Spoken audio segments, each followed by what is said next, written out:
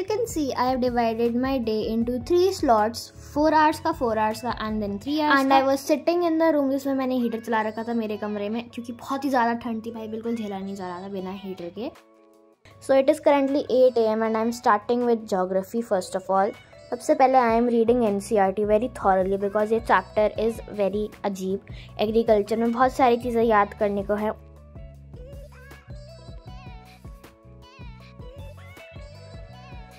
एक ही चीज़ के 10 नाम है, वो सब अच्छे से याद करने हैं. So what I am doing कि मैं उन सबको एक स्टिकी नोट पे लिख रही हूँ एंड उनको मैं यहीं चिपका लूँगी अपनी बुक पे, ताकि मेरे को बार बार रीड ना करना पड़े उनके नेम्स जानने के लिए. I will just have to look at the sticky note and I will get to know कि क्या क्या नाम है. प्लस मैं जो क्रॉप्स है उनके नेम ऐसे याद करती हूँ जैसे शॉर्ट फॉर्म्स बना के, वीट का WS से करके मैं याद करती हूँ. तो उससे क्या होता है ना, ईजियर हो जाता है याद करना, ऐसे लिखते टाइम ना ईजियर हो जाता है. एंड ऐसे मेमोनिक्स से तुमको जल्दी याद भी हो जाएगा. बस मैं ये इस चैप्टर में यूज़ कर रही हूँ अभी के लिए एंड मैं बाकी चैप्टर्स में भी यूज़ करूँगी. उसके बाद what I am planning to do कि इन सब चीज़ों का जो टेबल होता है ना, टेबल बना लूँ एक किसी भी वन शॉट से जो यूट्यूब पर अवेलेबल है, उनसे मैं टेबल बना के एक पेज पे यहीं उसको बुक के अंदर ही रख दूँगी ताकि वो खो ना जाए. एंड इफ़ नीडेड मैं फ़ाइल ले आऊँगी या उसमें रख दूँगी सारे 1 पेज वाले जो टेबल्स वगैरह हैं.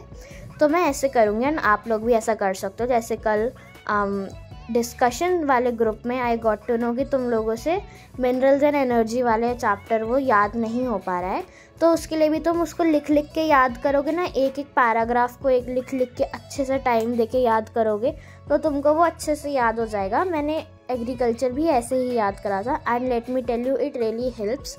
अगर तुमको नोट्स नहीं बनाने तो छोटी सी स्पेस होती है ना बुक के साइड में, वहीं पर ही तुम लिख लिख के याद कर लो, वो भी बहुत सही होता है. मैं 9th में भी ऐसा करती थी एंड मैं अभी भी ऐसा ही कर रही हूँ जोग्राफ़ी के लिए. सो इससे क्या होगा, तुम लिखोगे ना तो तुम्हारी इन्फॉर्मेशन अच्छे से तुम्हारे दिमाग में बैठ जाएगी, मसल मेमोरी टाइप्स हो जाएगी तुम्हें. तो हाँ, बहुत हेल्पफुल रहेगा वो. सो अब मैंने NCERT सबकी पढ़ ली थी एंड मैंने फर्स्ट वाले चैप्टर के एंड सेकंड थर्ड सबके मैंने PYQs वैसे से देख लिए थे.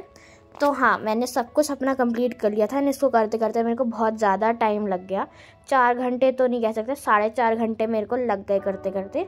एंड बीच में मैंने ज़्यादा ब्रेक्स नहीं ली थी क्योंकि जोग्राफ़ी पढ़ते पढ़ते अगर मैं ब्रेक ले लेती हूँ तो फिर मैं वापस नहीं जाती पढ़ने.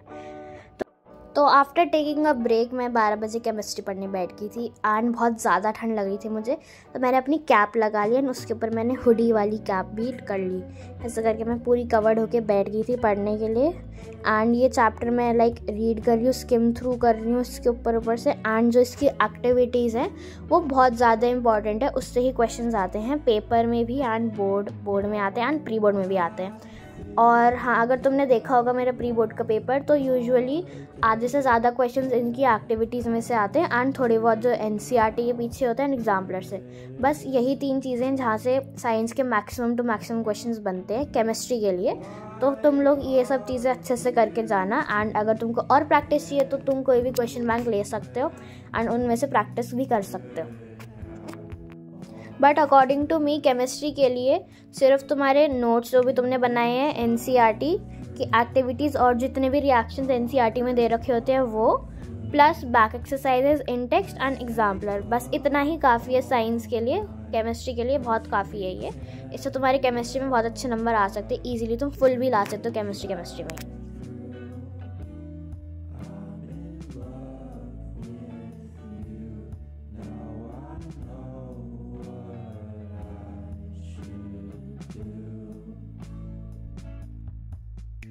तो मेरा केमिस्ट्री का रीडिंग पार्ट रिवीजन वगैरह हो गया था.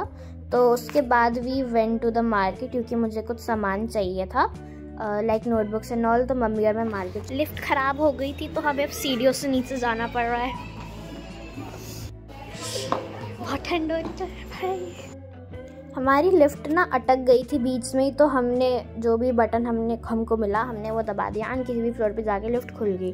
तो उसके बाद we went down from stairs and हम मार्केट गए. मार्केट में इतनी ज़्यादा ठंड हो रही थी ना, इतनी बर्फीली हवा चल रही थी भाई, बहुत ज़्यादा ही ठंड हो रही थी एंड मैंने जैकेट भी पहन रखी थी, मम्मी ने भी जैकेट पहन रखी थी, तब भी बहुत ठंड लग रही थी। तो मैं ये नोटबुक्स लाई थी अपने लिए, सिंगल लाइंड वाली रूल्ड वाली नोटबुक्स लाई थी मैं फॉर मैथ्स प्रैक्टिस मेनली, क्योंकि मेरी मैथ्स की नोटबुक ख़त्म हो रही है एंड जो सैम्पल पेपर्स होते हैं उनके लिए भी अलग नोटबुक मैंने ली है, क्योंकि सैम्पल पेपर्स वगैरह की नोटबुक मैं मिक्स नहीं करूँगी क्योंकि फिर दिक्कत हो जाएगी।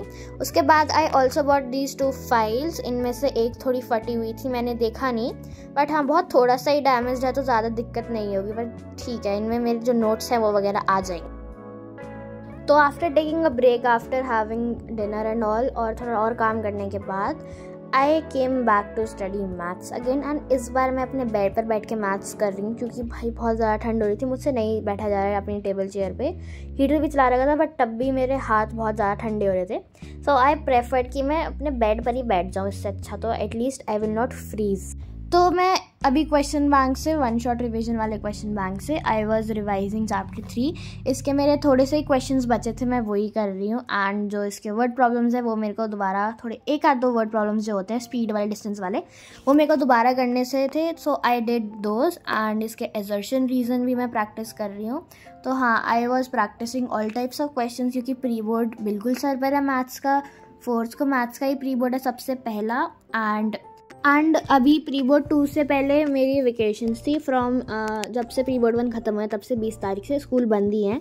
तो हाँ, तो और भी अच्छा चांस मिला था मेरे को प्रिपेयर करने का। एंड हाँ, मैंने जितना हो सका था उतना मैंने कर लिया। अब बस मेरी रिवीजन ही चल रही है पूरे सिलेबस की, from question banks and sample papers and all.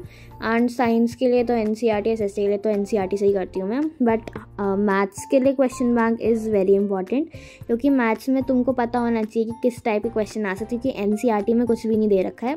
And अब टाइम नहीं है कि तुम बैठ के RS अग्रवाल के पूरे चैप्टर्स दोबारा से करोगे, सो इट इज़ बेटर कि तुम किसी क्वेश्चन बैंक से ही कर लो revision.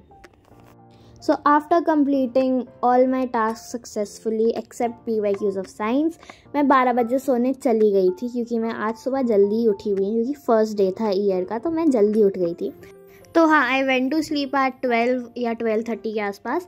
So that's it for this vlog. This was my winter study routine. If you liked it, don't forget to like this video and subscribe to my channel for more study related content. Bye.